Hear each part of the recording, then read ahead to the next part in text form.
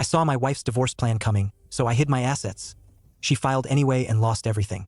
My name's Ethan Caldwell, and up until about 8 months ago, I thought I had life pretty much figured out.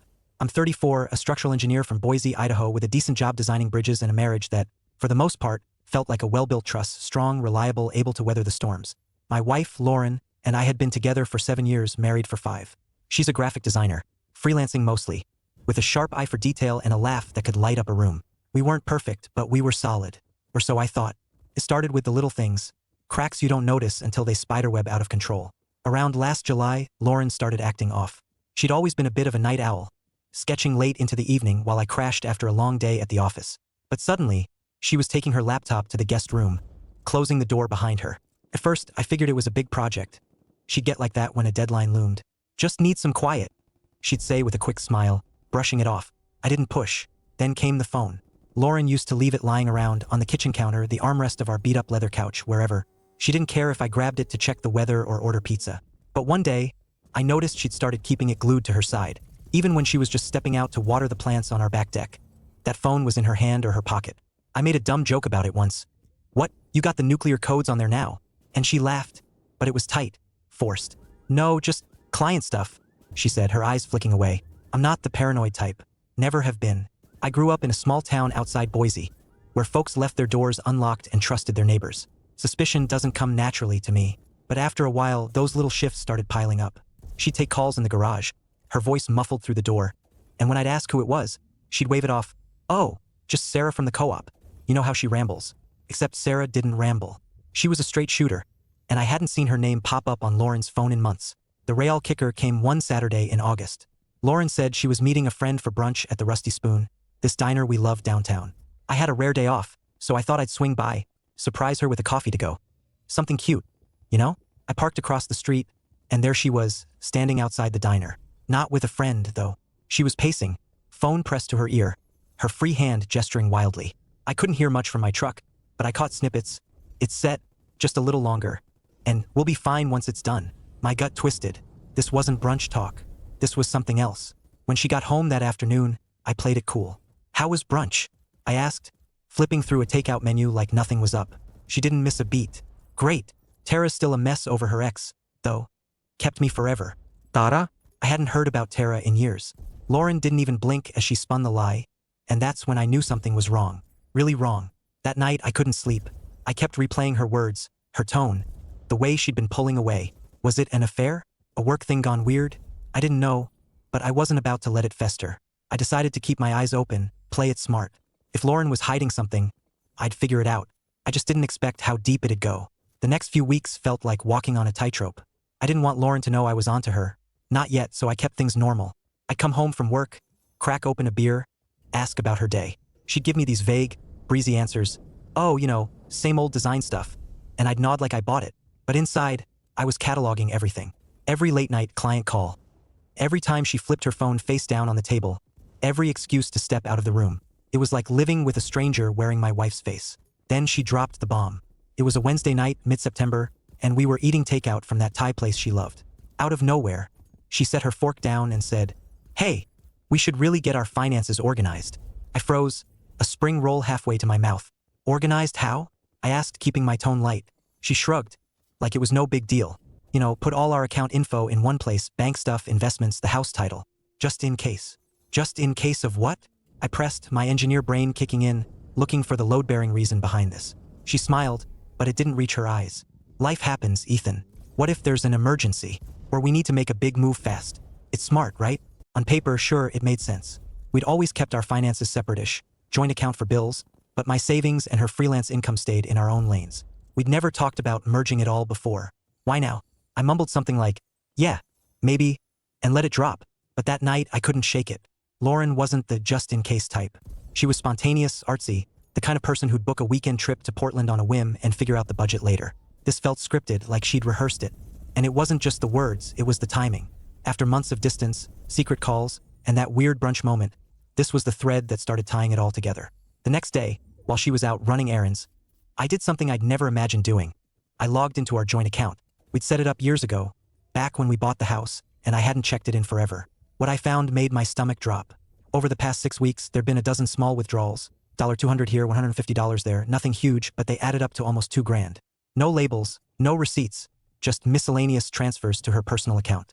I sat there, staring at the screen, my mind racing. Was she stashing cash? For what? I didn't confront her. Not yet. I needed more.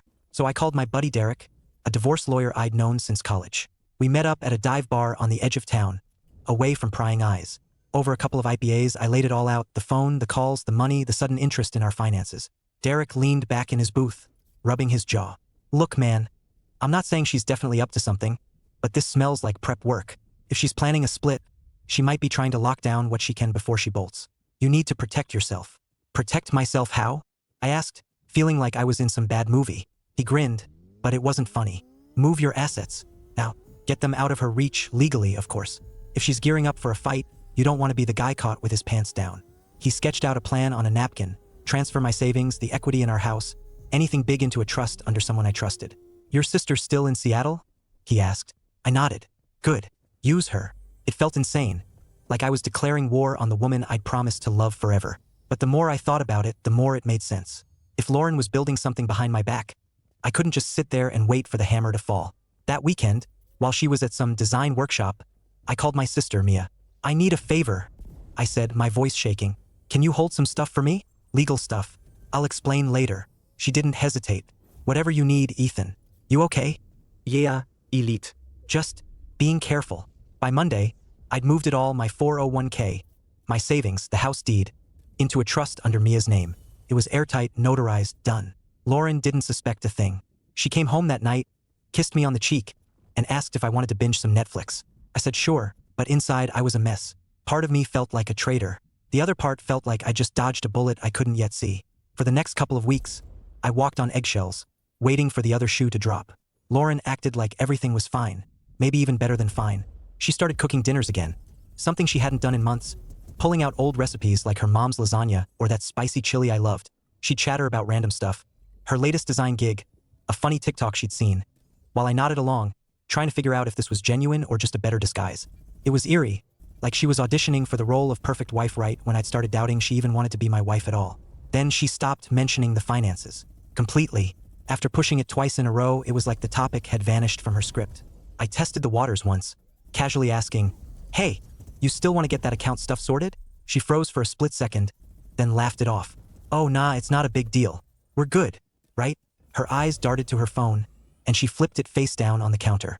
That little move, quick, instinctive, stuck with me. She was hiding something, and she knew I was watching. I didn't have to wait long for the truth to crack open. It was a crisp October Friday, leaves crunching underfoot outside our Boise bungalow. I'd just gotten home from a site visit when Lauren sat me down on the couch. No preamble, no warm-up. She turned off the TV, folded her hands in her lap, and said, "Ethan, I think we need to separate." Her voice was flat, rehearsed, like she'd practiced it in front of a mirror. My heart slammed against my ribs, but I kept my face neutral. "Okay," I said, slow. "Why?" She launched into this speech. How she'd been feeling trapped, how she needed to find herself, how she'd given up so much for me. That last part hit like a sucker punch. Given up what, exactly? I asked, my voice sharper than I meant it to be. She blinked, thrown off. "You know, my dreams, my freedom. I've been carrying us, Ethan, and you don't even see it." Carrying us? I'd spent years supporting her freelance career, covering the mortgage when gigs dried up, saying yes to every whim she had. Weekend getaways, art classes, that $800 cricket machine she used twice. But I didn't argue. Not yet. Then she slipped. "My friend's been helping me see it clearer," she said, looking at the floor. "What friend?" I asked, leaning forward. She hesitated just a beat too long. "Just someone from work. Doesn't matter." But it did. It mattered a hell of a lot. I let it slide, told her we'd figure it out, and watched her retreat to the guest room. That night, I knew this wasn't just about space. There was someone else pulling strings. Monday morning, the divorce papers landed on my desk at work, delivered by courier, no less. I tore them open and my jaw dropped. She wasn't just asking for half. She wanted everything, the house, my savings, the truck, plus alimony that made no sense since she earned decent money freelancing. It was ruthless, calculated, like she'd been coached to gut me. I called Derek that afternoon. "She's coming for it all," I said, pacing my office. He laughed, dark and low. "Good thing you listened to me. That trust with Mia? She can't touch it. Let her try." I started digging after that. Lauren hadn't locked down her Instagram yet, so I scrolled through her posts, looking for clues. That's when I saw him, Tyler Grayson, Some slick-looking guy with a bio full of buzzwords like creative consultant and visionary. He'd been liking her stuff for months, leaving flirty comments. Looking forward to crushing it. Or you're unstoppable. Nothing blatant, but enough to raise a flag. Then I found it. A photo he'd posted from the Rusty Spoon. Timestamped the same day I'd seen her pacing outside. Same brick wall in the background. My blood ran cold. I needed more, so I called our old friend Jess, who'd known Lauren since their art school days. Hey, you talked to Lauren lately? I asked, keeping it casual over coffee at a spot near her office. She shifted in her seat. Uneasy. Yeah, a little. Why? I pushed gently. She mentioned a guy named Tyler? Jess's face tightened. I don't know, Ethan. She's been weird lately, that's all. She clammed up after that, but her dodge told me plenty. Someone was in the picture and people knew. That weekend, I took a risk. I drove to the apartment complex Lauren had moved into after she left, some trendy spot downtown, and parked a block away. 2 hours later, there they were, Lauren and Tyler, stepping out together. No PDA, but the way they leaned into each other, laughing, was enough. They climbed into a shiny black Jeep. His, I guessed, and peeled off. I didn't follow. I didn't need to. The pieces were snapping into place. Seeing Lauren with Tyler lit a fire under me. This wasn't just a hunch anymore. It was real, and it hurt like hell. But it also sharpened my focus.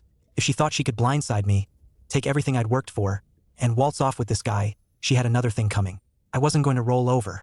I'd already moved my assets, but now I needed to know the full game plan, and how deep this went. The first mediation session was a week later, held in a sterile conference room downtown.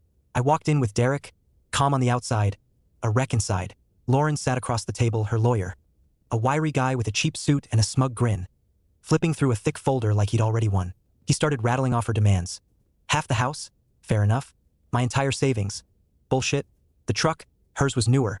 And alimony that'd keep her in lattes for a decade. I sat there, silent, letting him talk himself out. When it was our turn, Derek slid a slim stack of papers across the table. Before we go further, he said, cool as ice, you should take a look at these. Lauren's lawyer snatched them up, skimming fast. His smirk faded. What the hell is this? He snapped. Derek didn't flinch. Those are legal documents transferring all major assets, house, savings, investments, into an irrevocable trust under my client's sister's name, executed 3 weeks before your filing. It's bulletproof. The room went dead quiet. Lauren's lawyer blinked, then turned to her. You didn't tell me about this. She grabbed the papers, her hands trembling as she flipped through them. This isn't real, she said, her voice rising. You can't do this. She glared at me, eyes blazing. You knew I was going to file, didn't you?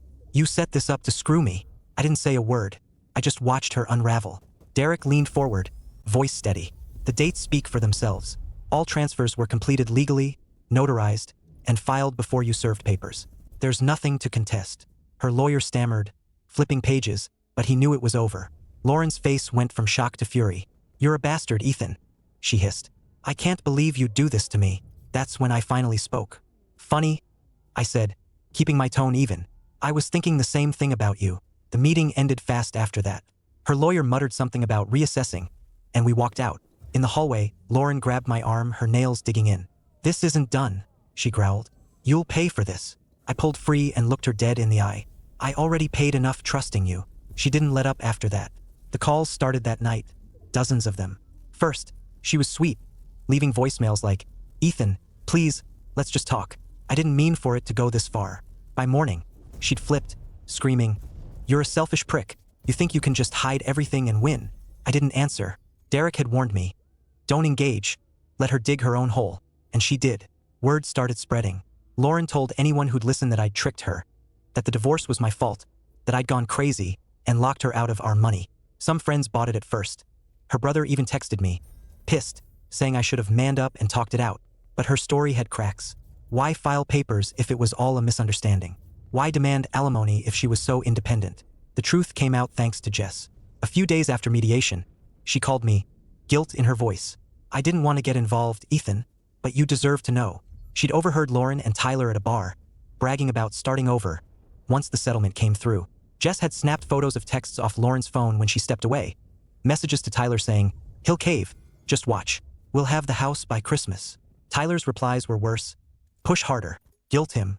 We'll be set. Jess sent me the screenshots and I forwarded them to Derek. He grinned like a kid on Christmas.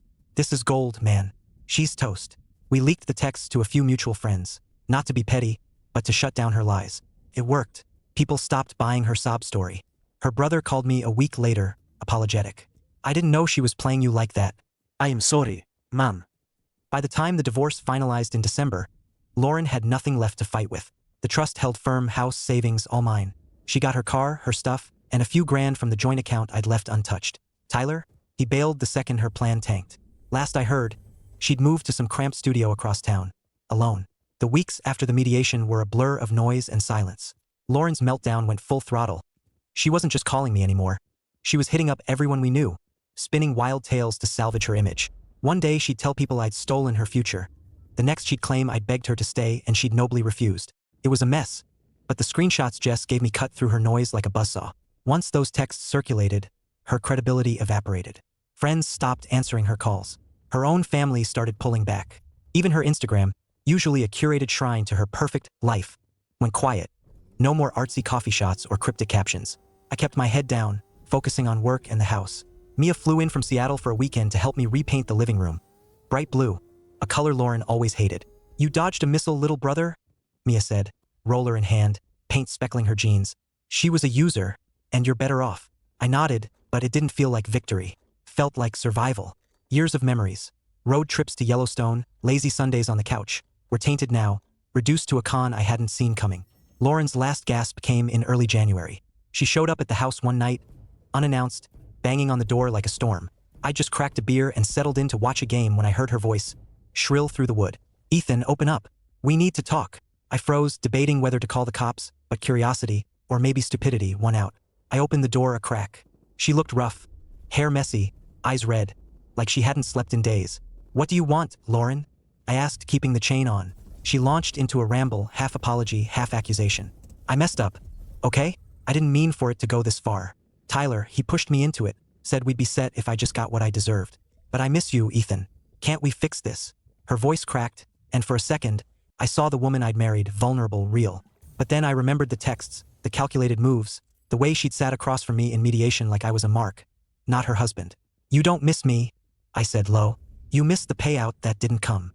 Her face hardened. "You think you're so smart, huh? Hiding everything with your sister? You're a coward." I didn't bite. "Go home, Lauren. It's over." I shut the door, and she pounded on it a few more times, yelling something I couldn't make out, before the sound faded. That was the last time I saw her in person. The divorce wrapped up officially on January 15th, 2025. The judge didn't even blink at the trust. It was ironclad, thanks to Derek's handiwork. Lauren walked away with her car, her clothes, and a couple $1,000 from the joint account I'd left as a buffer. No house, no savings, no alimony. Tyler was long gone. Jess heard through the grapevine he'd moved to Denver, chasing some new opportunity. Figures. He'd used her like she'd used me, and when the well dried up, he split. I got the house, my savings, and the truck. More than that, I got quiet. No more second-guessing every word out of her mouth. No more wondering what she was plotting behind my back. I started small projects, rebuilt the deck, planted a vegetable garden out back. Mia sent me a care package with a dumb divorce survival kit, whiskey, a Home Depot gift card, and a note saying, "Build something new." I laughed for the first time in months. By March, life felt like mine again. Work picked up. A big bridge project in Twin Falls kept me busy, and I started hiking again, hitting the trails around Bogus Basin on weekends. One Saturday, I ran into Jess on a path. We grabbed coffee after, and she filled me in on the aftermath. Lauren had moved to Portland, apparently chasing some low-rent design gig. "She's still telling people you screwed her over," Jess said, rolling her eyes. "But no one's buying it anymore." I shrugged. "Let her talk. I'm done caring." That night, I sat on my deck, beer in hand, watching the sun dip below the foothills. The house was mine, the future was mine, and for the first time in a long time, I felt steady, like a bridge I'd designed myself, built to last. Lauren was a chapter I'd closed, a lesson in trust and resilience I'd never forget. The rest, that was up to me.